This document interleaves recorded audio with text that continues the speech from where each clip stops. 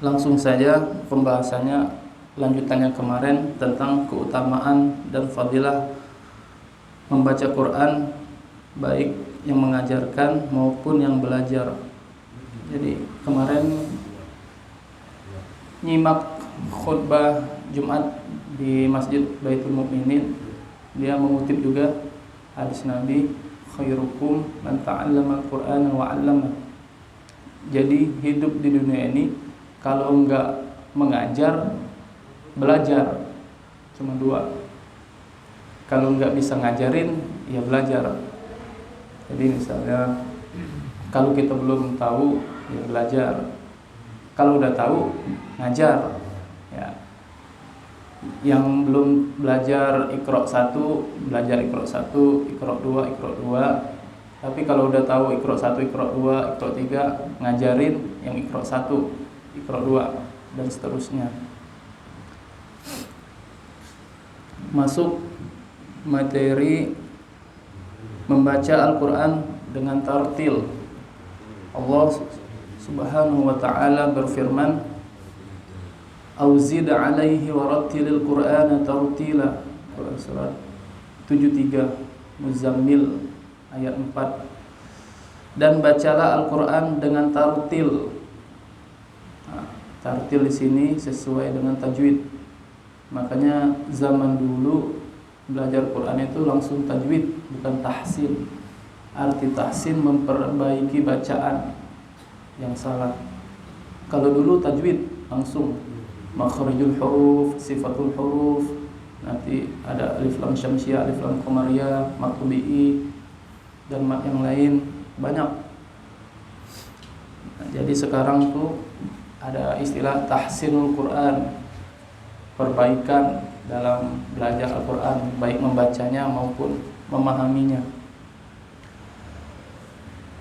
Maka wajib bagi kita untuk berusaha membaca Al-Quran dengan tartil, sebagaimana Nabi kita mengajarkan kepada sahabat, ya, yang artinya Rasulullah SAW bersabda, suatu ketika sahabat Nabi Ibnu Mas'ud menyimak bacaan Al-Quran seseorang, maka laki-laki tersebut membaca innamas shadaqatu lil fuqara'i wal masakin dengan pendek tanpa memanjangkannya.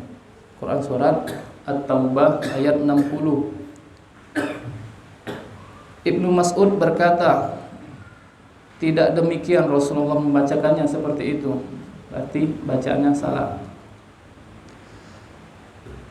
Laki-laki tersebut bertanya, lalu bagaimanakah Nabi membacakannya kepadamu, wahai Ibnu Mas'ud? Ibnu Mas'ud pun menjawab, Nabi membacakannya kepadaku, innamas shadaqatu lil fuqara'il wal masakin. Maka Ibnu Mas'ud memanjangkan bacaannya. Jadi ada mad tabi'i, ada mad wajib di situ. Ya. Jamaah sekalian yang dirahmati Allah, hukum mendalami ilmu tajwid adalah fardu kifayah. Tapi kalau membaca Al-Quran dengan tajwid itu wajib. Wajib bukan sunnah. Jadi sebelum ngaji ada hukumnya, sama kayak sholat. Sebelum sholat ada hukumnya, ada rukun iman, rukun sholat. Ya. Sama ngaji juga kayak gitu. Jadi nggak boleh asal-asalan. Dari kalau kita boleh rabbi hudal muttaqin, ada hukumnya. Setiap huruf ada tempat keluarga, ada sifat hurufnya. Jadi nggak bisa sembarangan. Itu. Mari kita sedikit-sedikit ya kita bahas. Namun membaca Al-Quran dengan tajwid adalah wajib sebagaimana dalil di atas. Tentunya seseorang kemampuan sesuai dengan kemampuan yang dimiliki dan disertai usaha yang sungguh-sungguh. Jadi nggak boleh malas-malesan, walaupun sepele, ini ilmunya penting. Ya. Jadi kayak Alhamdulillahirabbil alamin surah Al-Fatihah. Jadi banyakkan orang bacanya alham malah pakai ha, bukan pakai ha. Ya.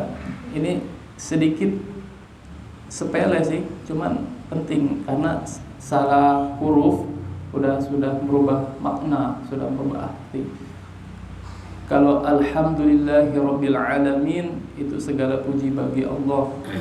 Tapi kalau kita bacanya alhamdulillahirabbil alamin pakai alif, alamin, segala puji bagi Allah yang maha sakit. Allah kan enggak sakit. Ya. Karena setiap huruf beda tempat keluar hurufnya. Nanti kita belajar. Bismillahirrahmanirrahim. Alladzina atainahumul kitaba yatlunahu haqqa tilawatihi ulaika yu'minuna bih. Al-ayah. Orang-orang yang kami berikan Alkitab kepadanya, maksudnya Al-Quran, mereka membacanya dengan bacaan yang sebenar-benarnya, dan mereka itulah orang-orang yang beriman kepadanya. Kita kan udah iman kan sama Alkitab kita, Al-Quran. Yang pertama iman kepada Allah, yang kedua iman kepada malaikat, yang ketiga iman kepada Rasulnya, yang keempat iman kepada kitab. Kitab kita Al-Quran. Quran surah Al-Baqarah ayat 121. Ada lagi. Bismillahirrahmanirrahim. Fattaqullaha mastata'tum wasma'u ati'u. Al-ayah. Dan bertakwalah semampu kalian, dan dengarkan dan taatlah. Quran surat At-Taghabun ayat 16. Ada lagi juga Quran surat Thaha yang artinya tidaklah kami turunkan Al-Quran agar kamu susah. Al-Quran diturunkan bukan buat kita susah, tapi Al-Quran diturunkan sebagai petunjuk. Sebagai petunjuk. Syahrul Ramadan alladzi unzila fihi al-Quran hudal linnas. Petunjuk bagi semua manusia. Bukan semua orang yang beriman, tapi non-muslim, orang kafir tetap berkesempatan untuk memahami Al-Quran. Ya. Melainkan sebagai peringatan bagi orang yang takut atas azab Allah. Nah, di dalam Al-Quran ada kesenangan, ada kesedihan, ada kebahagiaan, ada azab juga, termasuk surga, neraka, semuanya ada di sana. Nanti kalau kita udah belajar artinya, udah paham, apalagi membacanya dengan arti paham, itu seketika nanti bisa nangis, mendengar ayat-ayat azab, ayat-ayat neraka itu nangis, sedih, takut. Tapi kalau ketika mendengar ayat-ayat surga, ayat-ayat yang menyenangkan, itu gembira membacanya. Membaca Al-Quran dengan sebenarnya bukanlah sekedar membacanya saja, namun yang lebih penting adalah mentadabburinya dan mengamalkannya. Allah Subhanahu wa taala berfirman, "Wa nudu an tilkumul jannah uristumuha bima kuntum ta'malun." Yang artinya itulah surga yang diwariskan kepadamu disebabkan apa yang kamu kerjakan. Quran surat Al-A'raf ayat 43. Sama kayak tadi. Ada juga hadis, bacalah Al-Quran sebagaimana engkau baca saat dunia, maka letak terakhir bacaanmu di dunia, maka disitulah air surga yang akan ditempati. Jadi ini buat penghafal Quran. Ya, udah kemarin kan. Kalau dia udah banyak hafalannya, maka lebih tinggi pula derajatnya di dalam surga. Jadi usahakan sehari minimal baca aja, ya walaupun salah nggak apa-apa, baca, niatkan belajar, tapi jangan asal baca, ya nanti kita belajar sedikit-sedikit. Nah, kita udah masuk bab yang lain, yaitu tempat-tempat keluarnya huruf dan sifat-sifat huruf yang tadi. Singkat aja, yang pertama ada 5. Yang pertama rongga tenggorokan atau rongga mulut, ya. A, I, U, nah kayak gitu, ya. Jadi kalau A dibuka, rahangnya dibuka, jangan jadi rahangnya dibuka, A lebar, I rahang bawah ditarik ke bawah. I-u, kalau u monyong, yang monyongkan u. Itu rongga tenggorokan atau rongga mulut. Yang kedua, al-khalaq, tenggorokan. Tempat keluarnya tenggorokan ada 3. Ada tenggorokan bagian bawah, tengah, atas. Ya. Huruf apa yang tenggorokan bagian bawah? Ada 2. Huruf alif sama ha. Huruf hamzah sama ha. Aha. Nanti dirasain. Aha. Ya. Ya, di situ. Naik sedikit tenggorokan bagian tengah, ada ha dengan ain. Nah, nanti di sini dijakun. Ha sama ain. Nanti ada di dalam itu ada kayak tempat keluarnya suara itu nanti bisa kebuka ketika mengeluarkan ain. Nah, yang ketiga, tenggorokan bagian atas. Tempat keluarnya 2 juga. Ada huruf kha sama gha. Ghairil mal. Bukan pakai g, goiril. Salah. Nah, di Al-Fatihah banyak saya dengerin banyak. Ada lagi dipantulin, ya. Ghairil maghdubi alaihi. Itu salah. Ya. Makanya usahakan untuk imam minimal Al-Fatihah yang diperbaikin. Surat-surat pendek enggak apa-apa.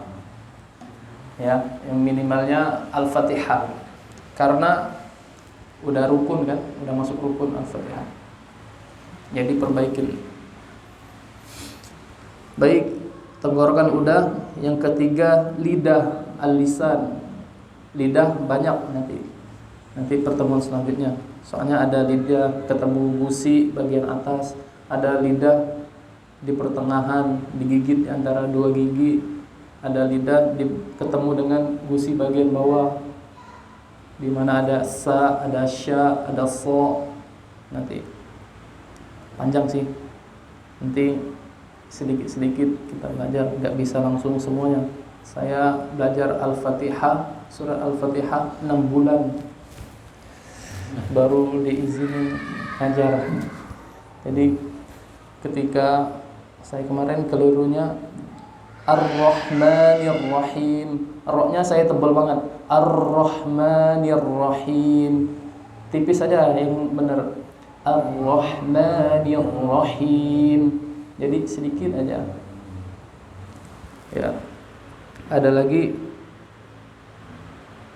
Ihdinas siratal mustaqim. Musnya pas ketika sin itu bibirnya ditarik langsung tipis, jangan dipertahankan untuk mustaqim, tetap monyong.